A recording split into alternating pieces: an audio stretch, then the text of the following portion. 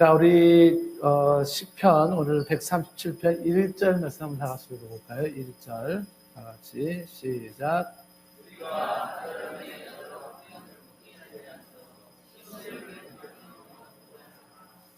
자, 이게 무슨 내용일까요? 바벨론 여러 강변 거기에 앉아서 시온을 기억하며 울었다라고 되어 있는데, 바벨론에는 강이 하나 흐른다 그러죠. 유프라테스 강이 하나 흐른다고 하는데, 거기에 여러 강이라고 얘기하는 것은 그 유프라테스 강을 중심으로 해서 여러 수로들이 연결되어 있는데, 그런 수로들을 일컫는다고 말을 합니다.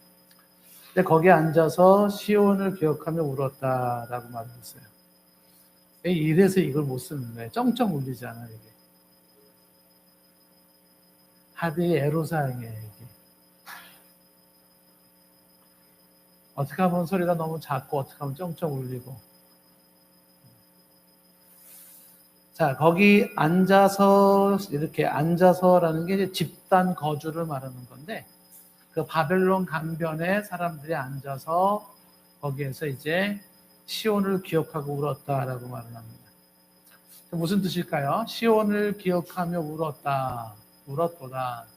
시온이 예루살렘인데, 그 예루살렘을 지금 기억하며 울었다. 지금의 이라크 땅으로 이스라엘 사람들이 끌려갔어요. 포로로 끌려가가지고 그 이라크 땅, 그 옛날엔 바벨론 제국의 중심지인데, 거기에서 이 포로로 끌려간 유대인들이 바벨론 그 강가 수로에 앉아서 그 예루살렘을 기억하면서 울었다라고 하는 것은 그 옛날 예루살렘에서 하나님을 예배하며 지냈던 때를 생각하면서 눈물이 앞을 가린 거예요.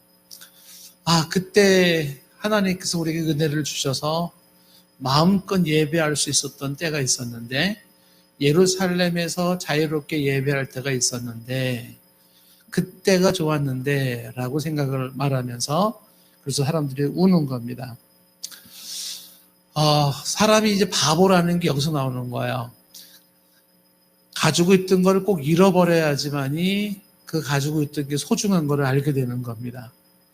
그러니까 일상을 잃어버릴 때 일상의 소중함을 아는 것처럼, 가족이 깨지거나 식구들을 잃어버렸을 때 가족의 소중함을 아는 것처럼, 이렇게 막상 잃어버리고 난 다음에 그때를 생각하면서 그때가 좋았는데, 그 시절이 좋았는데, 그렇게 예배할 때가 좋았는데 하고 이야기를 하고 있는 것입니다. 참 괴로운 지금 포로 생활 속에서 한때의 자유로운 예배를 기억하면서 사람들이 울고 있었다라고 말합니다. 2절 말씀에 보면은 그 이스라엘 사람들이 버드나무에다가 자신들의 수금을 걸었다 그러고 있어요. 이 수금이라고 하는 것이 하나님을 예배할 때 쓰는 현악기였는데, 그 예배하는 현악기를 버드나무에 걸어버렸어요. 수금 안 타겠다는 거죠. 악기 안 다루겠다는 겁니다. 그 이유가 3절에 나와 있어요. 왜 그랬냐면, 그 이유는 우리를 사로잡은 자, 바벨론 사람들이죠. 그들이 거기서 우리에게 노래를 춰겠다는 겁니다. 잡아온 포로들, 이 잡아온 포로들도 그냥 온 포로들이 아니라 유대에서 잘생긴 사람, 예쁜 사람, 건강한 사람, 뭔가 괜찮은 사람만 잡아오고, 그 다음에 뭐 병들고 재능이 없고 별볼 없는 사람들은 다 그냥 폐기쳤어요. 그래서 끌려온 사람들은 대부분이 아주 이렇게 괜찮은 사람만 바벨론 포로로 끌려왔는데, 그 사람들한테 노래를 시킨 겁니다. 야, 노래 좀 불러봐. 그러면서 우리에게 노래를 청하며 우리를 황폐하게 한 자가 그 바벨론 사람들이에요. 예루살렘을 황폐하게 하고 예루살렘 성전을 황폐하게 한 그 침략자들이 기쁨을 청한 거죠. 너네 노래 좀 부르면서 우리 흥 좀 돋고 와봐, 이렇게 얘기를 하는 거죠. 춤 좀 춰봐, 그래서 우리 좀 기분 좀 나게 좀 해봐, 이런 거죠. 그래서 자기들을 위해서 시온의 노래 중 하나를 노래하라 했다는 겁니다. 너네들 히브리인들이 부르는 노래가 있잖아, 그 노래를 해봐. 지금으로 말하면 너 옛날에 교회 다녔지. 근데 그러면서 이 술 먹는 사람들이, 야, 우리 기분 좀 나게 너 교회에서 불렀던 노래 좀 불러봐. 이런 식으로 이제 사람을 조롱하고 비아냥거리는 거야. 그러니까 이 포로로 끌려간 유대인들이 얼마나 그 비참했겠어요. 그 조소와 조롱 앞에서. 그래서 그냥 아예 버드나무에다가 수금을 걸어놓고 우리 연주 안 한다, 노래 안 한다, 이렇게 얘기를 하는 겁니다. 4절 말씀에 우리가 이방 땅에서 어찌 여호와의 노래를 부를까. 그 이방 땅이라는 게 낯선 땅인데 그 낯선 땅, 이방 땅을 다른 말로 불결한 땅 이렇게 얘기하죠. 그 땅이 불결하다는 건 그곳의 사람들도 불결하다는 거예요. 그래서 이 불결한 백성들 가운데서 어떻게 우리가 여호와의 노래를 부를까? 어떻게 이 거룩한 노래를 부를 수 있겠는가? 안 된다는 겁니다. 이 사람들이, 유대 백성들이 바벨론 포로로 끌려가서 이제 철이 드는 거예요. 신앙에 철이 드는 거죠.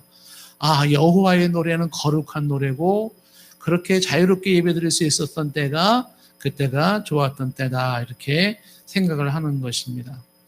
자, 그래서 이 사람들이 이제 하나님의 은혜로 다시 회복되어져 예루살렘으로 돌아오고 예루살렘이 무너진 성전을 다시 짓고 또 성벽을 다시 지으면서 그 성전과 성벽을 다시 짓는다는 것은 다시 하나님 중심으로 돌아가는 것이고 예배가 회복된다는 걸 의미하는 것입니다.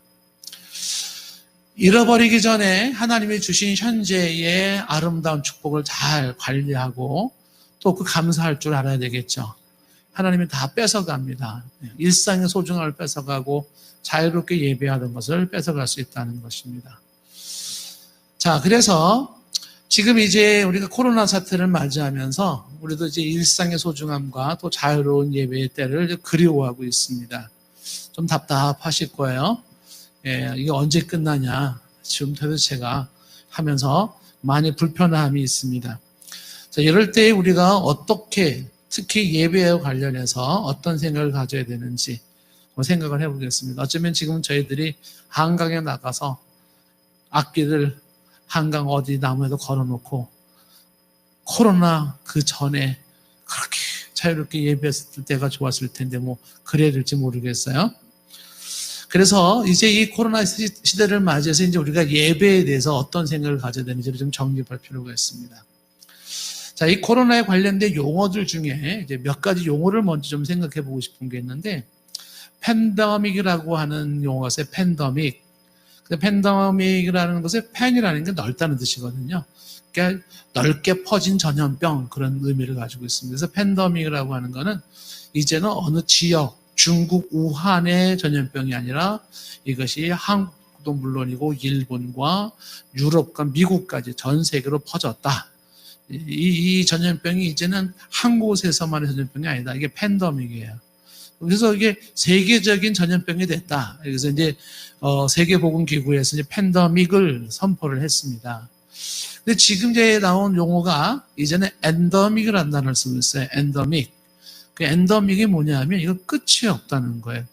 팬데믹은 넓게 퍼진 광범위한 전염병이라면 엔데믹은 끝이 없는 전염병이라는 뜻이에요. 그래서 이거는 끝이 보이지를 않는다라는 거예요. 그래서 참 불안감으로 들려지는 게 뭐냐면 이 날씨의 변화에 따라서 이 코로나도 좀 끝날 수 있지 않겠나라고 생각을 했는데 이미 가을을 맞이하고 있는 뭐 남미나 이런데 거기 코로나가 다시 퍼지더라는 거예요. 새로 모양으로 변형이 돼가지고 또 퍼지더라는 겁니다. 그래서 이제 우리가 여름을 지나고 가을을 지나고 하면 이놈의 코로나는 이런 게 이놈이 뭔지 모양을 바꿔가면서 자꾸만 확산이 되더라는 거예요. 그 여기에 지금 답이 안 나오는 겁니다. 그래서 이거는 이 전염병은 엔데믹이다 이렇게 얘기를 하는 거죠. 끝이 없다라고 이야기를 하고 있습니다. 그래서 혹자는 포스트 코로나라는 말을 하면서 코로나 이후를 준비해야 된다라고 얘기하는데 그 말이 틀렸다는 거예요. 포스트 코로나라는 거는 없다는 겁니다. 포스트라는 것은 지나간 그런 뜻이거든요. 그러니까 코로나가 지나간 그거는 없다는 거죠. 그래서 ongoing 코로나, ongoing이라는 건 계속 진행적인 코로나 그런 뜻이에요. 그래서 이제 나오는 말이 뭐냐면 이제 우리는 코로나가 없는 세상을 기대하기보다 코로나가 있는 세상에서 어떻게 살아야 할지 고민하는 게 차라리 낫다 이거예요. 어쩔 수 없이 같이 가야 되는 그 코로나라면 우리가 일상에 여러 가지 질병이 있고 감기가 있고 무슨 에이즈병이 있는 것처럼 코로나도 또 하나의 질병으로서 세상에 존재하게 되고 그런 코로나 속에서 우리는 같이 인류는 살아야 된다는 거죠. 어떻게 이 코로나와 함께 살아야 되는지를 배우는 게 더 중요하다. 이런 얘기까지 나오게 되는 겁니다. 끝이 없는 이 코로나 시대를 바라보면서 우리는 이제 우리도 동일하게 고민을 해야 되는 것이 그렇다면 코로나와 함께 우리는 어떻게 신앙생활을 해야 되는가? 어떻게 하나님 앞에서 신자로서의 삶을 살아야 되는가? 이 고민이 필요한 겁니다. 코로나의 끝은 하나님만이 아시고 또 하나님만이 끝나게 하실 것이기 때문에 하나님이 뜻이 있으셔서 이 코로나를 허락하신다면 어차피 우리는 같이 가야 될 겁니다. 대구의 그 신천지로 인해서 코로나가 한창 퍼졌을 때에 그쪽에 계시던 분이 그 코로나가 거기서 안 터졌으면은 그쪽 대구 쪽에요 신천지 인원이 몇백만 명이 늘 뻔했대요. 근데 코로나가 터져서 거기가 신천지 막 몰려있다는 게 터지면서 그게 무산됐다는 거예요. 그냥 안 터졌으면 대구 그쪽 일대가 신천지 쑥대밭이 되는 거죠. 그런 얘기를 하시는 분들이 계시더라고요.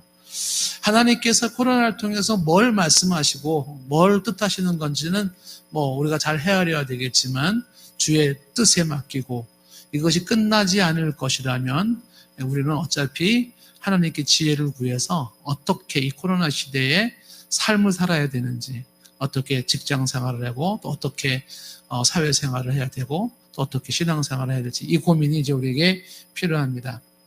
자, 그래서 이제 우리 한국 사회만 보더라도 이 코로나가 터짐으로 인해서 지금 이 코로나로 인해서 지금 파생되는 이슈들이 자꾸 생기잖아요. 대표적으로 아이들 학교 공부, 얘네들 어떻게 할 것이냐는 거죠. 코로나가 이번 주가 고비야, 다음 주가 고비야 그러면서 계속 방학을 연기하는 게 잘하는 거냐. 이게 고민이었던 겁니다. 벌써 그렇게 해가지고 개학을 해야 될 때 몇 달을 놓쳤어요. 지금 6월이지 않습니까? 그래서 야 이거 코로나가 끝날 때까지 기다리다가는 애들 학교 생활은 제대로 못하겠다.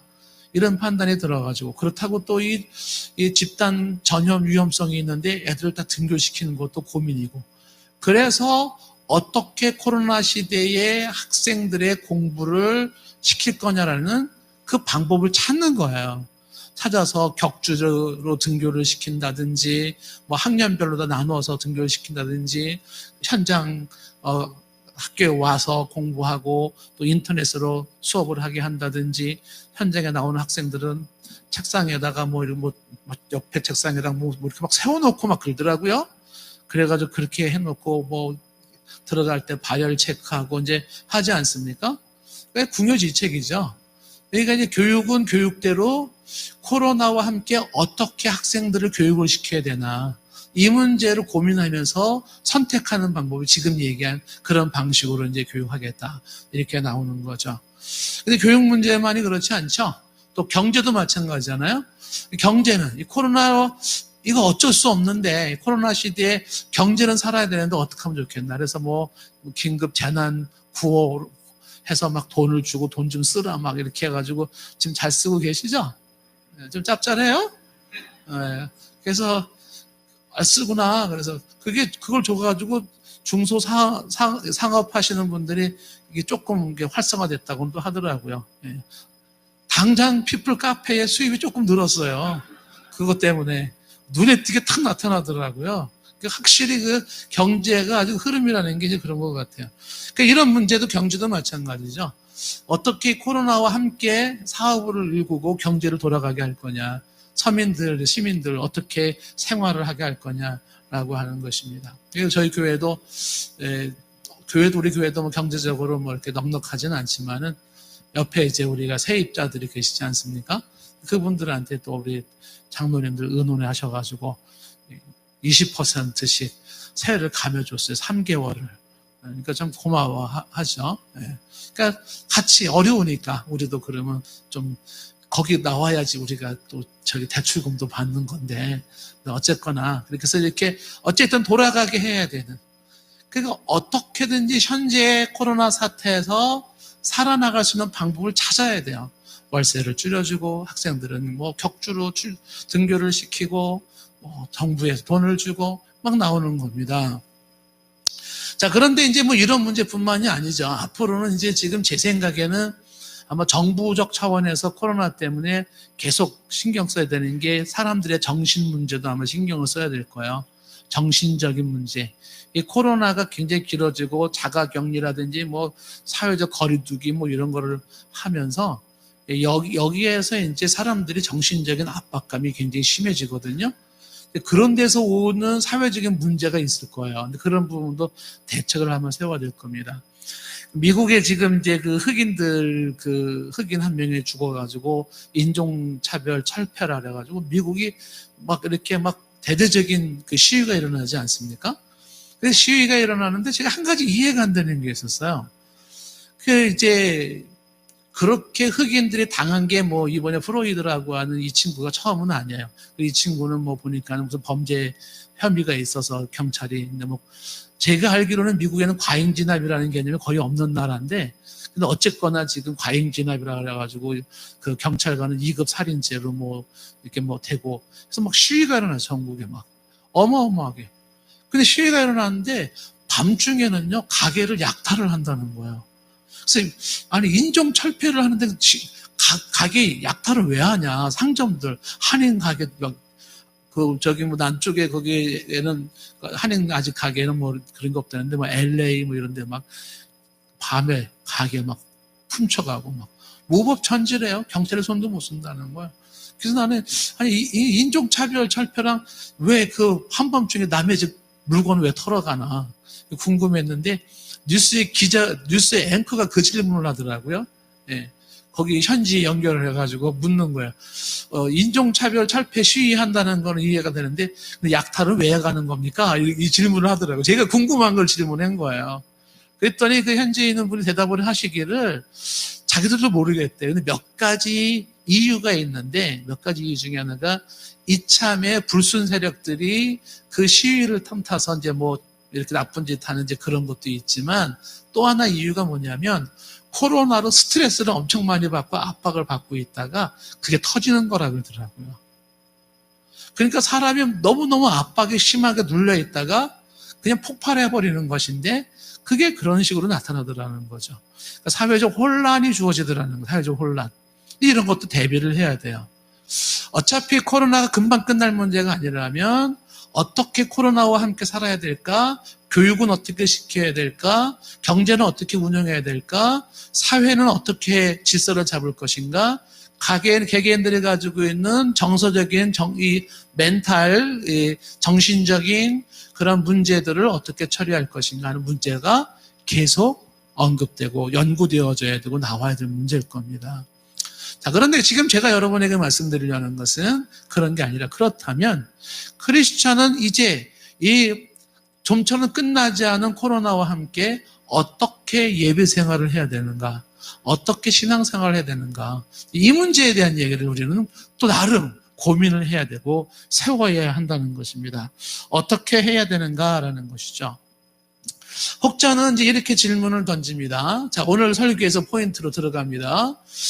코로나 시대의 예배라고 할 때에 이 예배라고 하는 부분을 이거를 어떻게 우리가 이 예배 생활을 해야 되는가라고 할 때 혹자는 질문하기를 지금 이렇게 자꾸 감염자가 많이 생기는 추세에서 예배를 좀 중단하면 안 됩니까? 라는 질문을 던지는 거죠.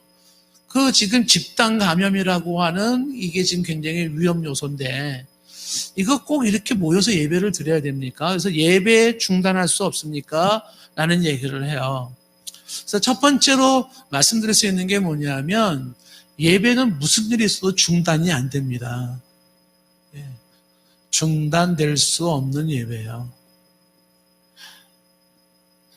첫 번째로 우리는 이 생각을 좀 가질 필요가 있는 거죠. 그러니까 이 예배라는 게 왜 중단이 될 수 없는가라고 하는 것은 간단하게 대답할 수 있어요. 성도의 삶의 이유입니다. 성도가 살아가는 이유가 뭐냐면 하나님을 예배하기 위함이에요. 그런데 예배를 중단하는 건 죽으란 얘기거든요. 그냥. 그렇기 때문에 성경적이지 않은 사람들은 이해가 안 될 거예요.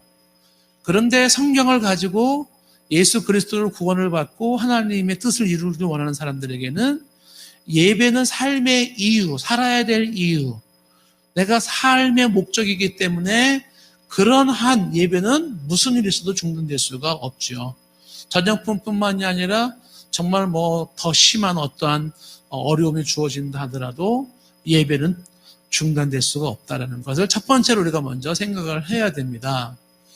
자, 그러면 이제 이 사람들이 이제 얘기를 하면서 중단될 수 없는 예배, 그러면 꼭 예배를 주일날 그렇게 모여서 드려야 되느냐는 얘기를 하는 거죠. 두 번째 우리가 생각할 수 있는 것이 뭐냐면 주일 성수라는 개념을 얘기를 해야 돼요. 주일 성수의 핵심은 공예배입니다. 이 개념을 우리가 하나 좀 짚어야 된다는 거죠. 주일 성수의 핵심은 공예배다. 그게 무슨 얘기냐 하면 공예배라고 하는 개념을 이해를 해야 되고 이 공예배는 주일 성수의 가장 중요한 부분이다 하는 내용을 성경적으로 가져야 됩니다. 왜 그러냐면 이제 주일 성수라는 이 말이 주일을 거룩히 지킨다는 것인데 이 주일 성수가 구약에서의 안식일을 거룩히 지키는 거예요. 안식일을 거룩하게 지킨다 하는 개념과 같은 말입니다. 근데 이 안식일을 거룩히 지킨다는 게 이제 안식교나 이단들이 얘기하는 그들이 말하는 안식일을 거룩히 지키는 거랑 우리가 주일 성수로 안식일을 거룩히 지키는 거랑은 차원이 달라요. 보통 이단들은 안식일을 거룩히 지킨다는 것은 날짜, 요일을 그 날짜를 지키는 것을 강조하고 있는 거죠. 그러나 우리가 말하는 것은 그 안식일이 주일로서의 개념은 그거는 내용과 그 예배의 핵심 과정, 본질적인 부분에 있어서의 성수를 얘기하는 거예요. 먼저 이제 개념 정리를 좀 해야 되는 게 뭐냐면 구약의 안식일의 개념이 신약의 주일의 개념으로 바뀐 것부터 생각을 해야 되고 구약의 하나님이 안식일을 거룩히 지키라 했던 그 말씀이 지금의 주일을 거룩히 지키라는 말로 그대로 유효하다는 것을 생각을 하셔야 돼요. 이게 자꾸 혼란스러울 수 있습니다. 이단과 연관을 시키면은. 자, 성경을 하나하나 보면서 좀 얘기를 잠깐 해보겠습니다. 출애굽기 20장 8절 말씀에 십계명에 나오잖아요. 안식일을 기억하며 어떻게 지켜라? 거룩히 지키라는 거예요. 이 말씀은 안식일이 뭐냐? 거룩히 지킨다는 게 뭐냐? 이 부분에 대한 설명과 토론이 필요하겠지만 그러나 1차적으로 안식일은 거룩히 지켜야 한다는 대명제는 불변한, 지금까지도 불변한 하나님의 명령이에요. 그러니까 저와 여러분들이 신자로서 제대로 살기를 원한다 그러면 지금 안식일을 거룩히 지켜야 됩니다. 단지 여기서 말하는 안식일이 뭐고 거룩히 지킨다는 게 뭐냐라는 설명이 필요하겠지만 그러나 안식일을 거룩히 지켜야 하는 것은 불변하는 하나님의 명령이다. 자, 계속해서 9절 말씀 보시면 엿새 동안은 힘써 내 모든 일을 행할 것이나 그 6일 동안은 우리가 힘써 우리의 일을 행해야 돼요. 우리의 직장 생활을 해야 되겠죠. 일상생활을 해야 됩니다. 그런데 10절 말씀에 일곱째 날은 내 하나님 여호와의 안식이래요. 그 일곱째 날은 내 날이 아니에요. 여호와 하나님의 날입니다. 그래서 너나 내 아들이나 내 딸이나 내 남종이나 내 여종이나 내 가축이나 내 문 안에 머무는 객이라도 아무 일도 하지 마라. 일하지 말라는. 그래서 안식일에는요, 일을 하지 않는 게 원칙이에요. 일하지 말라. 자, 이렇게 얘기를 하시면서 이어지는 11절에 이렇게 말했죠. 이는 엿새 동안에 나 여호와가 하늘과 땅과 바다와 그 가운데 모든 것을 만들고 일곱째 날에 쉬었음이라. 그러니까 하나님이 6일 창조를 하시고 7일째 쉬신 것처럼 그러므로 나 여호와가 마지막 쉬는 안식일을 복되게 했어요. 그래서 그날을 하나님이 성별시켜 놓은 거예요. 거룩하게 구별시켜 놓은 날이에요. 무슨 날이? 안식일, 7일째 되는 날이. 그래서 그날을 하나님이 거룩하게 하셨기 때문에 그날을 하나님이 의도한 대로 거룩하게 지키라는 거예요. 하나님이 6일 동안 창조하시고 7일째 쉬게 하셨어요. 그 마찬가지로 우리에게 6일 동안 일하고 7일째 쉬게 했다는 것이에요. 그래서 이 사이클이 뭐냐면 일주일의 사이클에서 6일 동안은 열심히 일하고 7일째는 쉬는 게 이게 사이클입니다. 그러니까 어느 분은 또 이걸 연구하신 분이 계신데 사람이 6일 동안 열심히 일하고 7일째 이렇게 안식하고 휴식을 취하는 이 사이클을 취할 때 이게 굉장히 어떤 생산 능력이라든지 발전이 굉장히 좋게 나타난다는 거예요. 굉장히 효과적인 인생을 만든다는 얘기예요. 그런 연구도 있습니다. 근데 우리가 성경 말씀에서 얘기하는 게 뭐냐면 하나님이 7일 중에서 6일은 너의 날이지만 하루는 7일째 하루는 너의 날이 아니라 여호와의 날이다. 하나님이 그날을 특별히 구별해서 우리에게 주시는 건 뭐냐면 그날 너희들은 안식하라 이렇게 말씀을 해주셨다는 거예요. 그래서 구약 성경에는 안식일을 지켜라 라고 이제 얘기를 하고 있는 거예요. 그런데 이 안식일이라는 것이 구약의 개념으로는 지금의 토요일인 것은 맞아요.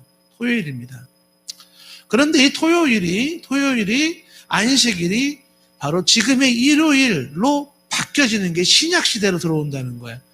그래서 지금 하나님의 교회나 뭐 안식교나 이런 데서는 이제 이 부분 가지고 많이 시비를 걸죠.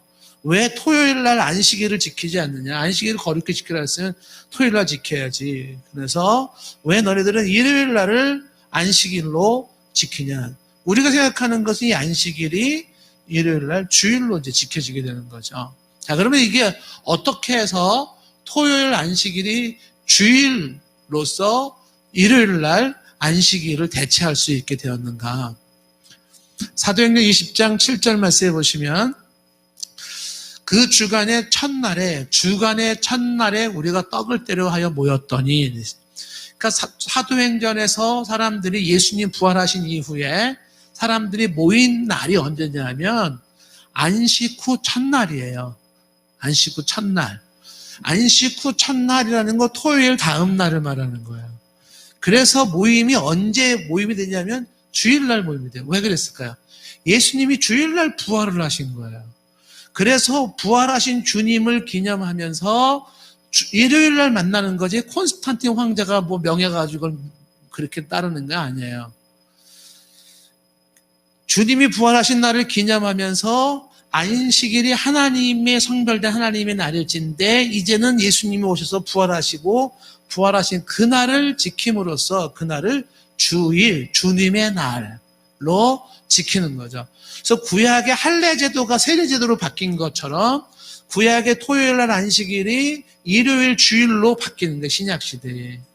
그럼 그런 게 성경에 또 어디 있냐? 사도행전 지금 읽은 이 말씀 말고 대표적으로 고린도전서 16장 2절 말씀에 보시면 매주 첫날에 이렇게 되어 있어요. 매주 첫날이라는 게 뭡니까? 바로 이게 일요일이에요. 그래서 매주 첫날에 너희가 각 사람이 헌금을 준비했다가 해라. 갑자기 막 헌금하려고 하지 말고. 그러니까 매주 첫날이에요. 그러니까 이 사람들은 매주일 모여서 예배드리고 안식일을 지키는데 언제 모였냐면 매주 첫날에 일요일에 주님을 기념하면서 주일로서 그날을 지킨 거라는 거죠. 그 일요일 날 안식일로서 우리는 주일을 지키는 거죠. 요한계시록 1장 10절 말씀에 보면은 거기에 뭐라고 되어 있냐면 주의 날에 이렇게 되어 있어요. 주님의 날이라는 거죠. 주님의 날. 사람의 날이 아니라 주님의 날이다라는 거죠. 마태복음 12장 8절 말씀에 예수님이 인자는 안식일의 주인이라 그랬어요. 그래서 예수님이 주인이기 때문에 예수님을 중심으로 그를 기념하며 모이는 것은 정당한 겁니다. 그래서 구약의 안식일이 예수님을 중심으로 일요일에 주일로 바뀌게 된 거죠. 안식일을 거룩히 지키라는 대명령은 계속 유효합니다. 그래서 안식일을 지켜야 돼요, 우리가. 그런데 그 안식일은 이제는 토요일 날 지키는 게 아니라 일요일 날 지킨다. 무슨 날로? 주일로 지킨다라는 거죠. 그럼 저와 여러분들이 신앙생활을 제대로 한다라는 게 뭐냐? 주일을 성수해야 되는 거예요. 질문은 던집니다. 주일은 누구의 날? 내 날이 아니에요. 내 마음대로 쓰는 날이 아닌 거예요. 그날은 주님의 날로서 주님이 원하시고 주님이 기뻐하시는 날로 드려지는 거예요. 그래서 그 주님의 날로서 주님이 원하시는 대로 지키면서 그 가운데서 우리가 쉼을 얻는 거거든요. 주일은 늦잠 자는 날 아니에요. 주일은 놀러 가는 날, 그런 개념이 아닌 거예요. 주님의 날이다. 그러면 주일을 성수한다는 게 뭐냐? 어떻게 주일을, 안식일을 거룩히 지키라는 개념에서 주일을 거룩히 지킨다는 게 뭐냐? 여러 가지가 있어요. 그런데 그 중에 가장 핵심이 뭐냐면 공예배를 드리는 거예요. 공예배. 그래서 우리 장로교의 이제 표준 그 신앙 고백서라고 하는 웨스트민스터 신앙 고백서에 보면 이제 21장 보면은 거기 7절 이런 말이 나와요. 일반적으로 하나님께 예배하기 위하여 일정한 시간을 정하는 것은 자연의 법칙에 합당한 것이다. 그러면서 이 일정한 시간을 정해서 드리는 그날은 영구적인 명령으로서 모든 시대의 모든 사람들에게 특별히 일주일 중에 하루를 안식일로 택정하여 하나님께 거룩하게 지키도록 명령하셨다.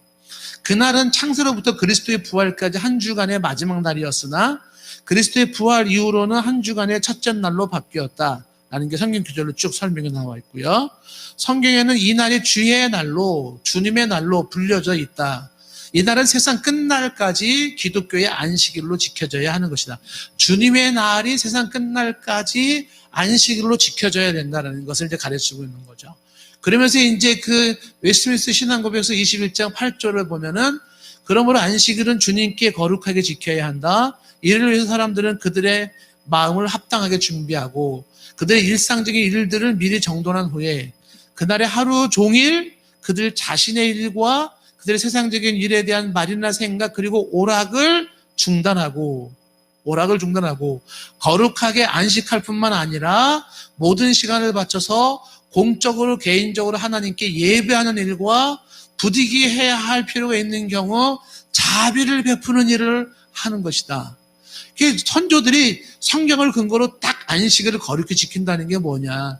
너의 날로 쓰지 말고 세상적인 일에 세상적인 말과 생각과 오락과 이런 데 빠지지 말고 하나님을 예배하며 그리고 할 수 있는 게 하나가 더 있어요. 그게 뭐예요?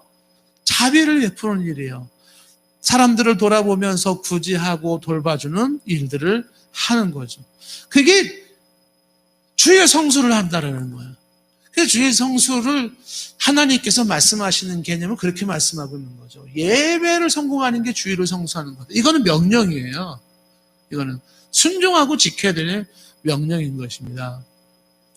그래서 이제 그 소요리 문답 앞에도 이제 아침에 소요리 문답 얘기를 했지만은 이렇게 어린아이들이나 교육 수준이 좀 떨어지는 사람들을 위해서 만든 아주 쉽게 만든 문답서가 있어요. 그 소요리 문답이라는 것을 보면 제 57문에 가면 57문부터 안식일에 대한 얘기가 쭉 나옵니다.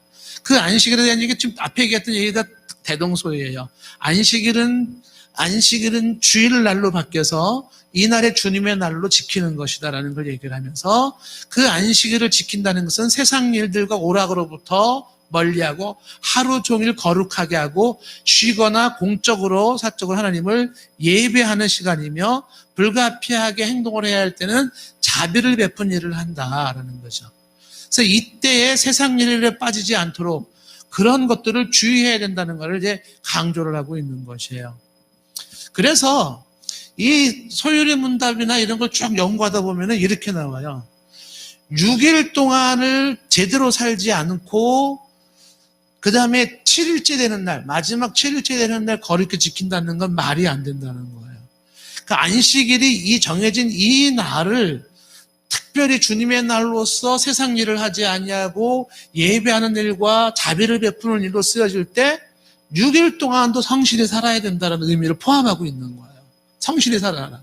그래서 일주일의 스케줄에서 우리가 이 세상에서 해야 될 일들은 6일 동안에 이걸 다 끝내는 거죠. 그리고 7일 날은 성별하고 구별시켜 놓아서 이 날은 내 날이 아니라 11조 드리듯이 이 날은 주님께 드려야 된다는 거예요. 그러면 이 날을 주님께 드리는 그 날을 그걸 잘 드려서 그 주일날을 24시간 잘 쓰는 게 뭐예요? 성수주의를 하는 거예요. 근데 여기에 핵심이 뭐라? 예배를 드리는, 공예배를 드리는 거라는 것이죠. 예전에 이제 우리 교회에 그 김명혁 교수님이라고 강변교 원로 목사님이 오셔서 얘기를 하실 때 그런 얘기 했어요. 동산교회를 보면서, 아니, 아직도 주일날 저녁 7시 예배 드리는 교회가 있다니. 우리 교회를 보고 놀라는 게 몇 개지잖아요. 아직도 주일에 저녁 예배를 드리는 데가 있다니. 이게 첫 번째 놀라는 거예요. 우리 교회는 40년 동안 주일 저녁, 수요일 저녁 7시가 바뀌어 본 적이 없잖아요. 네. 해가 길든 짧든 무조건 7시잖아요. 한 번 놀라고, 두 번째 놀라는 건 뭐예요? 저녁 예배 드리는데도 사람들이 이렇게 많이 모이더니, 두 번째 놀라는 거예요. 사람들이 저녁 예배 오셔서 보시고 그런 얘기 참 많이 하세요. 아니, 요즘도 저녁 예배 7시 드리는 분이 계신가? 있나? 그리고 아니, 그래도 저녁에도 이렇게 사람들이 많이 모이나? 놀라는 거죠. 그래서 가끔 유혹이 찾아오는 게 뭡니까? 우리도 저녁 7시 드리지 말고 오후 예배로 한 2시에 저녁 예배를 딱 드리면, 2시나 3시쯤 딱 드리면, 그럼 얼마나 좋을까? 만약에 우리 교회가 2시나 3시에 예배 드린다 그러면 지금보다 더 많이 모일 건 뻔할 거예요. 왜냐하면 점심 먹고 조금 쉬었다가 저녁 2시 예배 딱 드리고 집에 딱 가고 얼마나 쌈박합니까? 그렇죠? 네. 근데 그걸 제가 안 하는 이유가 있어요. 왜 그럴까요? 주일 성수 때문에 그러는 거예요. 10중 8구 보세요. 2시 예배 딱 드리면 어떻게 될까요? 3시에 예배 딱 끝나죠. 그럼 그 다음서부터 뭐예요? 자유죠. 프리죠. 기분 좋죠. 왠지. 얼마나 좋아. 그러면 그때 뭐 영화 보러 가고 이제 뭐 볼링 치러 가고 막 그렇게 지낼 게 뻔한 거예요. 목사님 바꿔보세요. 저 영화 안 보러 가고요. 볼링 치러 안 갈 거예요. 뭐 이러시겠습니까?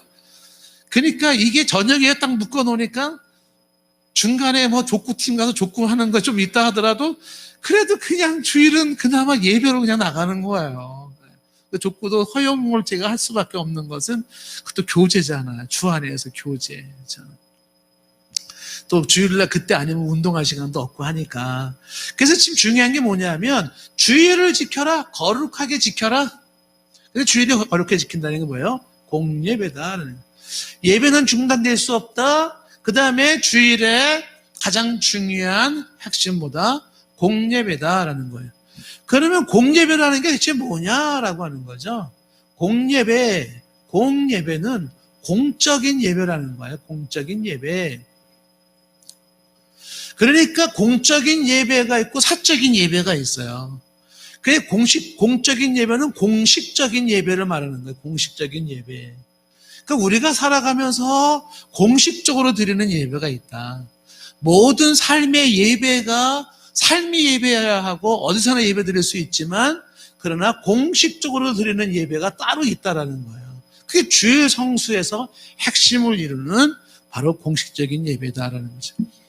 그래서 이제 아까 얘기했던 웨스트민스터 신앙고백서 같은 데는 이제 공식이라고 하는 퍼블릭이라는 단어를 써서 얘기를 해요. 그래서 이 공식 집회 혹은 공식 예배는 더욱 신경을 쓰고 부주의하게 하지 않고 경솔하게 하지 말아라. 이런 얘기가 나옵니다.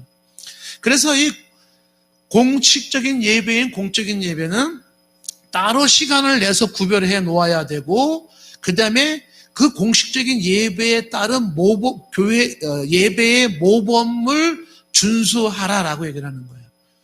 이 공식적인 예배라고 하는 공예배는 이거는 정해진 시간에 정해진 장소에서 정해진 사람이 정해진 예식을 가지고 그 예식을 가지고 한 마음으로 한 신앙 고백으로 한 목소리로 찬양하며 함께 교제하며 드리는 예배인 거예요. 그러니까 보통 일상에서 찾아볼 수 없는 특별한 거죠. 그러한 예배가 주일 성수로서 가장 중요한 성수에서 핵심이다라고 하는 거예요. 공식적인 예배. 그래서 이 날을 일반 다른 예배랑 똑같은 개념으로 그렇게 취급할 수는 없는 거죠.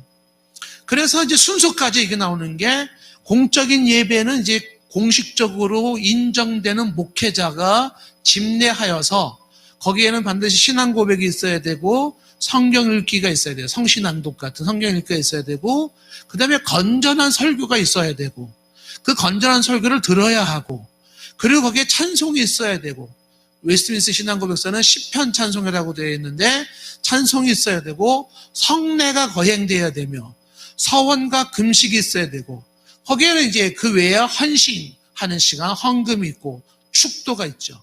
그 외에 이제 교회의 전통과 형편에 따라서 참회 기도를 넣고 광고를 넣죠. 광고도 이게 예배한 순서예요. 성도의 교제 시간입니다. 그래서 어떤 데는 광고 시간이 길어요.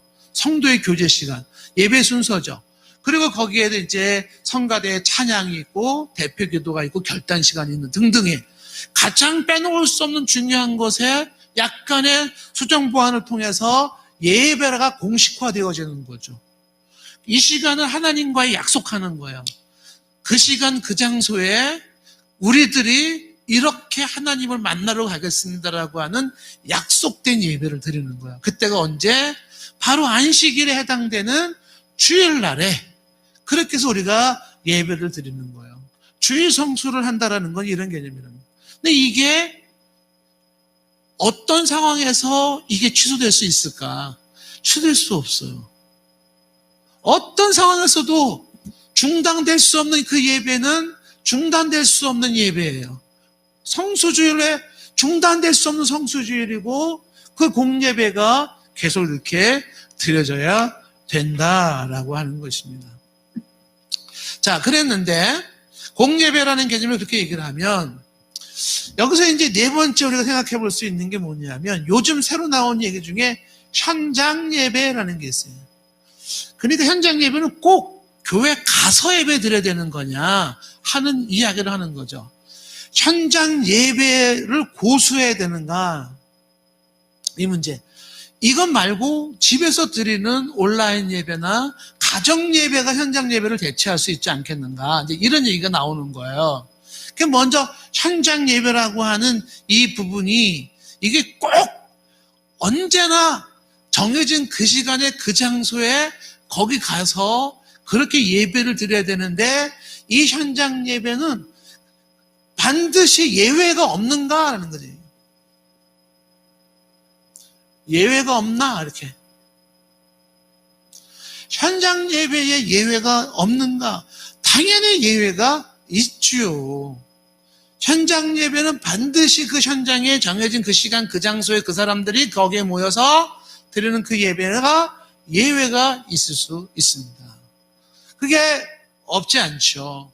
그러면 현장 예배라고 하는 이 이야기, 요거는 이제 웨스트민스터 신앙고백서 21장 6절에서 이제 잠깐 언급이 되지만 어떤 경우에 현장 예배 예외가 인정될 수 있을까? 한마디로 그 현장 예배를 드릴 수 없는 부득이한 그런 상황이 있을 때 부득이한 상황. 그럼 이 부득이한 상황이라는 게 어떤 상황을 말하는 거냐라고 할 때 예를 들어서 사고를 당해서 응급실에 실려갔다. 그래서 내가 링기를 뻗고 산소 마스크 쓰고 있다. 그러면 어떻게 될까요? 주일이니까 산소 마스크 벗어 던져놓고서 그리고서 현장 예배 주일날 11시 예배 동산교회로 와서 예배 드려야 될까요? 그거 안 된다는 거예요. 그게 부득이한 경우죠. 그런 경우에는. 그래서 환자같이 이렇게 어떤 사고로 인하여서 응급실에 가거나 그리고 그 응급실을 응급 환자를 다뤄야 되는 의사들이나 간호사들이나 이런 사람들도 마찬가지겠죠. 그런 사람들은 부득이한 경우에 해당될 수가 있을 거예요. 혹은 어떤 사고가 생기거나 어떤 재난이 주어졌을 때 이동 제한이 여의치 않은 상황에서 그리고 특별한 근무자들이 뭐 소방대원이라든지 경찰관이라든지 어떤 공공기관의 근무자들이 그 어떤 그 자리를 비울 수 없는 상황에서 뭐 이런 경우에는 다 당연히 현장 예배를 못 드릴 수 있어요. 그런 게 있죠. 그 다음에 이 부득이한 경우라는 것이 이제 지금 얘기하는 전염병 같은 것이 이렇게 돌 때를 볼 수가 있죠. 그래서 전염병에서 감염자가 있다 그러면 감염자는 어떻게 될까요? 현장 예배, 주요 성수의 핵심은 공예배, 정해진 시간에 정해진 장소에 나는 감염자, 그런데 나는 가야 돼. 아니죠. 그런 사람들은 굳이 현장 예배를 드릴 필요가 없는 거죠. 자가격리를 하고 떨어져 있어야 되는 거죠. 혹은 감염자뿐만 아니라 감염에 취약한 자들도 마찬가지겠죠. 그런 사람들은 전염병이 돌 때는 당연히 현장 예배가 어려워요. 뭐 이 외에도 부득이하게 출장이나 출탈했을 때 어떤 그 여행을 하거나 할 때에 공예배 처소가 없는 경우에도 마찬가지일 거예요. 자, 그런 경우에는 어떻게 해요? 현장 예배는 못 드릴 수 있다는 거예요. 근데 여기서 얘기하는 거는 예외 조항이라고 하는 건 있을 수 있지만은 기본적인 거는 뭐냐면 현장 예배가 공적인 예배의 개념으로 놓칠 수가 없다는 거예요. 성경에서 예배를 얘기할 때 히브리서 10장 25절에도 말하지만 모이기를 피하는 어떤 사람들의 습관과 같이 하지 말아라. 오직 그날이 가까워올수록 권하면서 어떻게 서로 권면하면 모여야 되는 거예요. 그래서 이 예배는요, 현장 예배라는 게 중요한 이유는 뭐냐면 모이는 거예요. 모이는 예배예요. 그 모이는 예배가 그것이 현장 예배로서의 제대로 된 예배의 모습인 것만은 틀림이 없어요.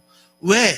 이 모임이 있을 때 인격 대 인격의 교제가 가능할 수가 있어요. 한 목소리로 찬양하고 한 목소리로 예배하면서 그리고 우리가 주 안에 하나 된 성도의 교제라는 건 얼굴과 얼굴을 맞대고 함께하는 인격 대 인격의 만남에서 이루어지는 건데 그런 건 모이지 않고는 되지가 않는 거예요. 그래서 예외 조항이 있다 하더라도 제대로 된 예배라면 어떤 예배다? 모이는 예배를 드려야 한다라는 거예요. 그래서 초대교회 때는 사람들이 항상 정해진 시간, 정해진 장소에 안식구 첫날에 혹은 주일 첫째 날에 모였어요. 모여서 예배를 드리는 거예요. 그래서 좋은 교회의 특징은 뭐냐면 잘 모여서 예배 드리고 그 다음에 또 잘 흩어지기도 해야 돼요. 흩어져야 되는 건 뭐예요?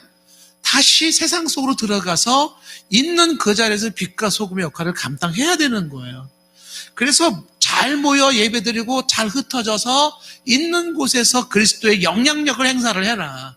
그리고 다시 또 모여서 충전하고 하나님을 예배하고 또 흩어져서 삶의 현장 속에서 하나님의 백성으로 하나님의 사람으로 영향력을 행사하라. 그래서 잘 모이고 잘 흩어지는 교회가 좋은 교회, 건강한 교회인데 흩어지는 쪽에 역점을 두면 안 되고 먼저는 뭐부터 해라? 모여라. 흩어지는 건 두 번째예요. 그래서 현장 예배에는 모임이라는 것이 굉장히 중요한 개념인데 근데 이것이 예외가 있다라는 걸 말씀을 드리는 것이죠. 그 예외라는 것 때문에 그 예외가 뭐예요? 그것이 하나의 본질인 것처럼 생각하면 안 된다는 거예요. 자, 그러면 이제 여기서 계속해서 우리가 생각해야 되는 것이 뭐냐면 부득이하게 예배 드린다라고 하는 이 개념을 한번 생각을 해보죠.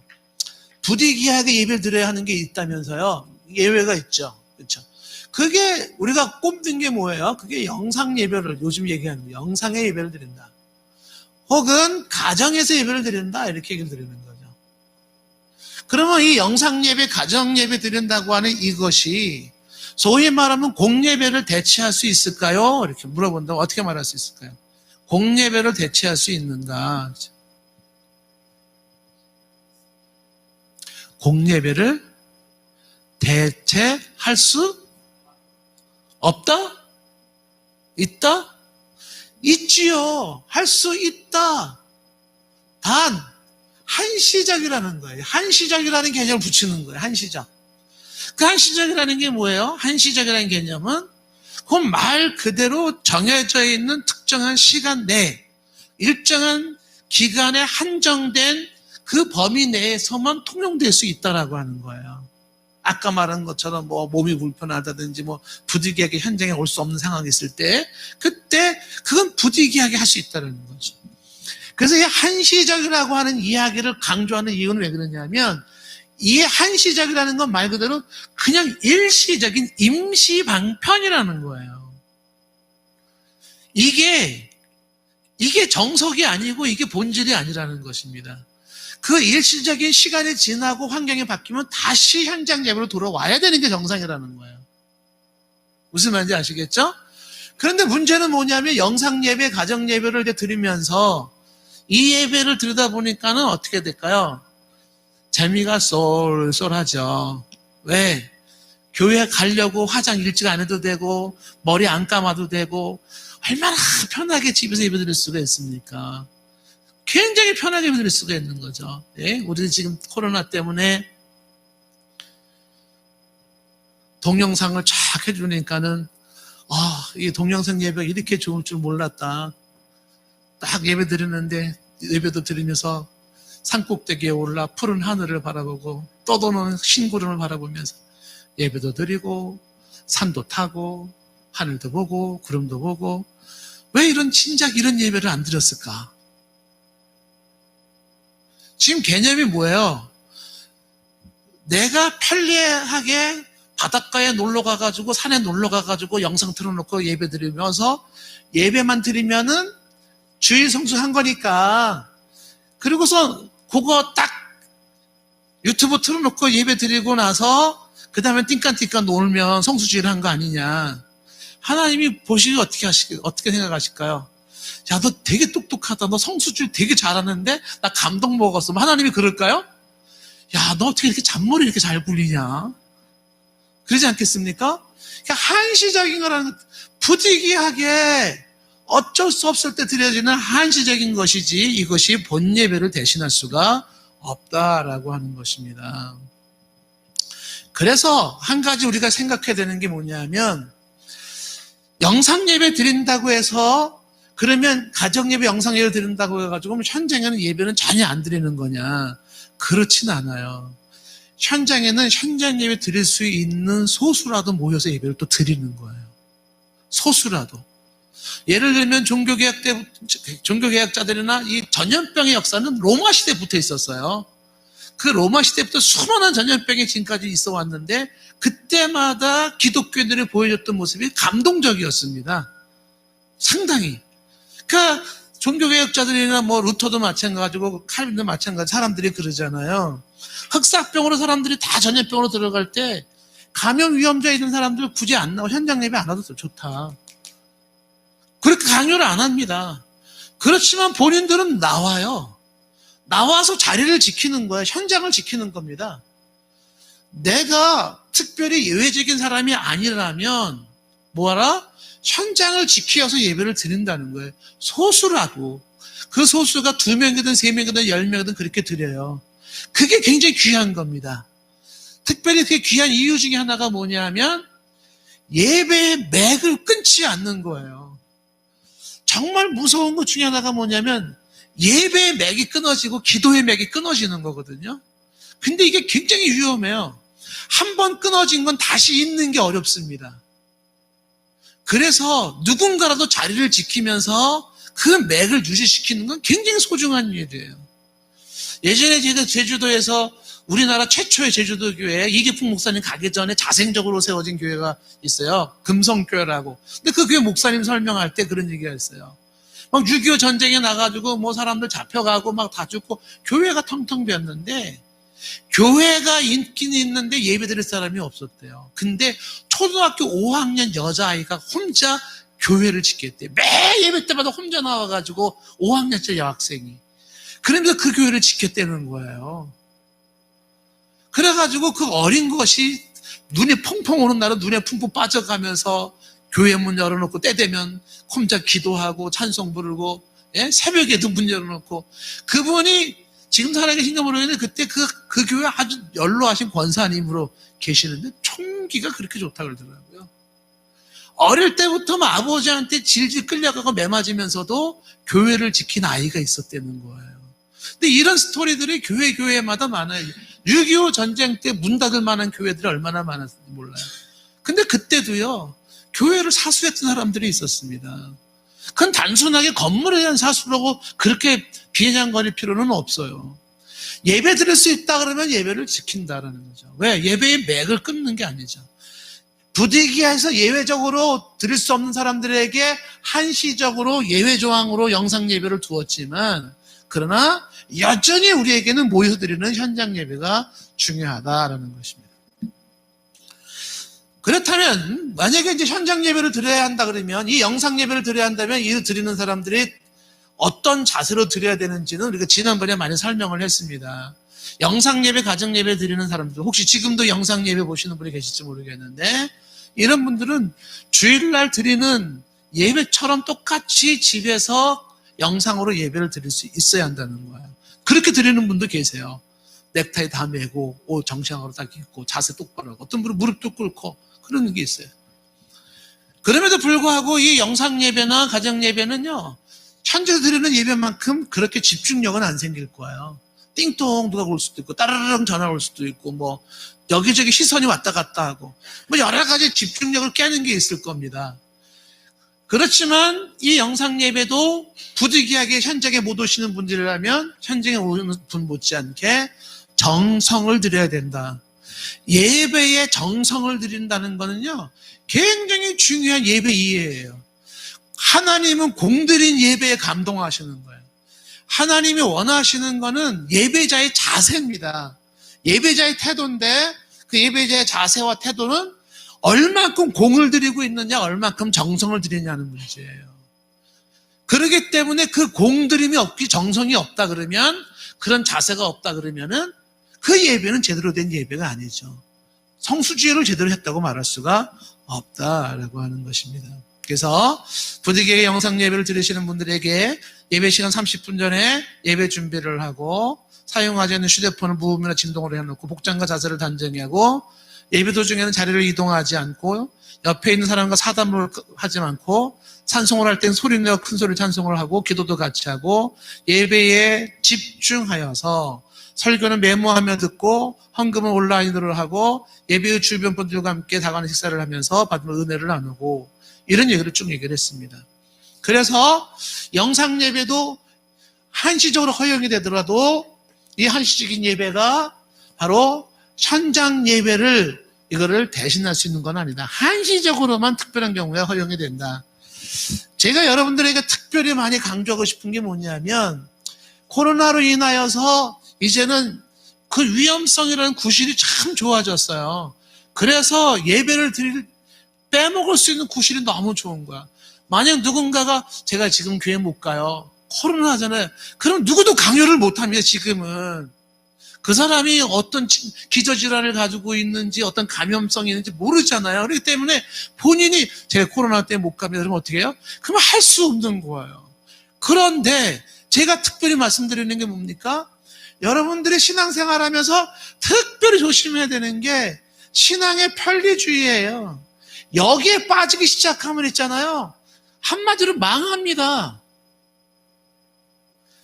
신앙의 편리주의에 빠지기 시작해서 편리하게 이것만 생각하면 어떻게 돼요? 그러면 이 편리주의가 지금 기울어가는 미국 교회의 특징이 이거예요. 편리주의에 빠지는 겁니다. 그래서 예배도 주일날 한 번 예배를 끝내버리는 거예요. 주일날 한 번 예배, 저녁 예배, 수예배 다 필요 없어요. 한 번 예배로 끝나는, 얼마나 편리한지 몰라요. 그 한 번 드리는 예배도 그 편리주의가 어느 정도냐면요, 휴가철 7월 8월 한 달은 문 닫는 거예요. 교회가 얼마나 편리해요. 여러분, 우리가 코로나 막 한창 할 때 우리 교회가 아무것도 안 했잖아요. 막 새벽 예배 안 드리고 막 수요 예배 없고 막 금요일 없고 구역 예배 없고 막 성가도 없고 식사 없고 막 그랬을 때 무지 편했죠. 인간적으로 너무 편하지 않았나요? 맨날 이랬으면 좋겠어 이런 말 안 들었네? 굉장히 편했죠. 솔직히 저도 편했어요. 설교 준비, 새벽 설교 준비 안 해도 되고 말이죠. 얼마나 편한지 몰라요. 근데 그게 함정이에요. 편하면 편할수록 어떻게 돼요? 망합니다. 망해요. 불편해야 돼요. 우리 동산교 성도 여러분들은 불편해가 사는 법을 배우셔야 돼요. 그래서 그냥 예배가 자꾸 있어야 돼요. 막 새벽 예배 있어야 되고 금요처럼 막 있어야 되고 막 이런 영상 예배를 부득이한 상황이라는 이유에서 편리주의로 대용해가지고서 이렇게 빠진 사람들의 이런 분들이 굉장히 걱정이 되는 거죠. 만약에 코로나가 내일이라도 다 끝났다. 정부에서 발표하기로 네, 코로나 걱정 안 해도 됩니다. 모두가 이제 코로나 상관없이 하십시오. 만약에 이렇게 선포했다 하더라도요. 지금 여기에 편리주의에 빠져 있는 사람이라면요. 코로나가 끝나도 교회가 안 나올 확률이 높아요. 그리고서 교회는 안 오면 좀 찝찝하고 그러니까 문자나 전화를 주겠죠. 영상 계속 안 띄워주나요? 이렇게. 편리주의에 빠지면 안 된다. 코로나에 대한 불이익 예배. 자, 그러면 이제 하나만 더 좀 얘기를 해야 되는 게 뭐냐면 현장 예배. 그럼 현장 예배는 어떻게 드려야 되느냐? 이게 이제 우리에게 중요한 개념이죠. 그러니까 현장 예배를 드려야 할 때 소수라도 현장 예배를 드려야 되는 사람이 있잖아요. 그런 사람은요, 이 현장 예배를 드리는 사람에게는 반드시 필요한 게 뭐예요? 최대의 방역 시스템을 지켜주셔야 되는 거예요. 사람은 누구나가 다 감염될 가능성이 있어요. 교회에서 안 걸린다고 안 걸리지는 않을 거예요. 어디서 걸리든지 걸릴 수 있을 것입니다. 그런데 항상 교회뿐만이 아니라 직장에서든 사회에서든지 간에 교회도 예외가 아닌 거죠. 어떤 면에서 방역에 있어서는 예외가 아니다라는 거예요. 그래서 현장 예배를 쉽게 포기하지 말고 어차피 엔더믹 코로나로 계속 가야 하는 시점이라면 우리는 계속 방역에 최선을 다하면서 현장 예배를 또한 계속 드려야 할 겁니다. 계속해서 이 예배로만 나갈 수 있는 문제는 아니다라고 하는 거죠. 왜? 이것은 현장 예배에 대한 근본적인 대안은 아니기라 일시적인 대안이기 때문에 그런 거죠. 그러면 현장 예배를 드려야 한다 그러면 어떻게 돼요? 방역에 신경을 써야 된다는 거예요. 방역에. 하나님이 지켜줄 건데 뭐 방역에 뭐가 필요해? 그렇지 않죠. 하나님이 뜻이 있지만은 우리의 인간으로서 해야 할 도리는 다 해야 되는 거예요. 그래서 방역 시스템을 잘해야 돼요. 그래서 들어올 때 손 씻고 바르고 거리 뛰고 마스크 쓰고 해야 되는 겁니다. 이게 필요한 것이죠. 그 현장 예배라고 하는 부분에 지난번에 여러분들이 이제 이태원의 그 클럽에서 생겨가지고서 거기 갔다 온 사람이 아이들을 감염시켰어요. 학생을 가해하다가. 근데 그 클럽 가서 거기서 병 가져와가지고 가해시켰는데 애가 2명이 확진자가 됐는데 얘네 둘이 교회를 다니는 애들인 거예요. 그래서 얘네들 다니는 교회를 갔다가 그 인천의 팔복교회 온사랑교회라 그러는 것 같은데 780명을 교인들 780명을 갖다가 이 검사를 했어요. 780명이 다 음성으로 나온 거예요. 그래서 신문에 크게 났습니다. 교회 780명이 확진자가 없는 거예요. 그래서 그놈의 교회는 어떻게 된 교회냐 가봤더니 철저하게 방역을 지키고 있더라는 거예요. 그래서 그 들어오는 입구부터 거리튀기부터 심지어는 그 교회들은요 일회용 비닐 장갑 다 끼고 들어오는 거예요. 방역을 해야 되라는 거 방역을. 그 방역을 했던 교회들이 확진자가 우리가 어디서든지 확진자가 될 수 있잖아요. 여러분이 길 가다가 버스 안에서 전철 안에서 어디서든 될 수가 있는데 그것이 차단될 수 있었던 것 중에 하나가 방역을 잘했다는 거예요. 그런데 또 한 가지 사례가 뭐예요? 인천의 개척교회라는 데서 확진자가 생겼는데 70명까지 올랐다고 뉴스가 나왔어요. 근데 거기에 특징은 무슨 은사 집회하고 무슨 사람들 치료하고 치유 집회한다라는 약간 좀 이상한 느낌이 드는 그 모임이었는데 거기는 사람들이 마스크를 한 명도 안 썼대요. 그리고 조그만 공간에서 소리 질러 통성기도하고 서로 침 튀기면서 찬송 부르면서 그렇게 했다는 거예요. 확 늘어난 거예요. 우리가 지금 코로나와 함께 가야 하는 시점이라면 우리는 2마리 토끼를 잡아야 되는 거예요. 현장 예배를 잘 드릴 수 있어야 돼. 예배를 실패하면 안 돼. 그러면서 또 하나가 뭡니까? 사회적으로 요구하고 있는 방역 시스템에 같이 최선을 다해서 지켜야 되는 거예요. 지금은 백신이 없다 그러잖아요. 그래서 방역이 백신이래, 방역이. 예방이 백신이래, 예방이.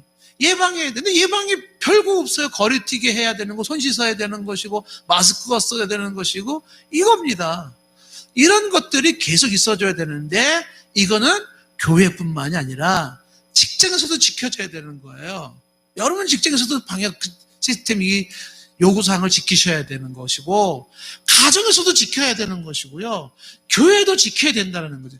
그러면서 여전히 우리는 또 우리가 마땅히 해야 할 본분이 뭐예요? 일상을 살아가는 게 본분인 것처럼 예배자로 살아가는 게 본분일진데 예배도 소홀히 할 수 없는 모습을 가지고 있는 겁니다. 이 2가지를 다 잘해야 된다라는 것입니다. 그래서 이제 우리가 현장 예배 드리는 분들한테 오늘도 엘리베이터 타면은 어떻게 말하지 말아라. 어색한 침묵이라도 말하지 마라.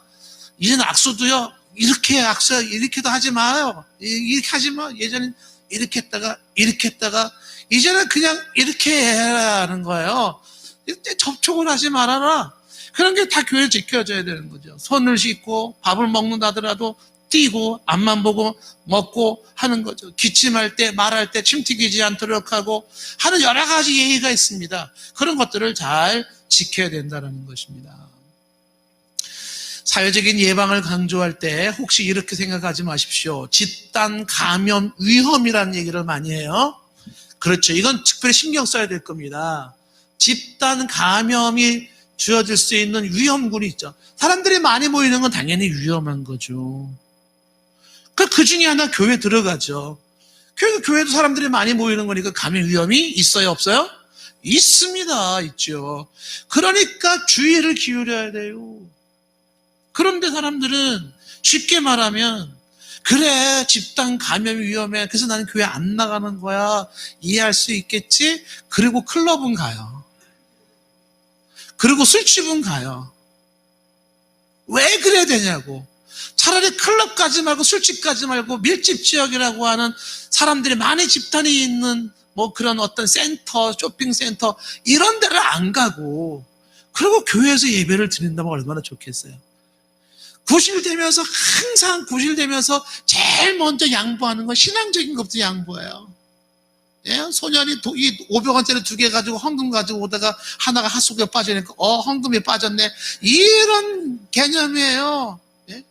항상 먼저 교회 것부터 지우고 신앙부터 지운다는 거예요. 그러지 말라는 거예요. 그래서 집단 감염 위험이 있다.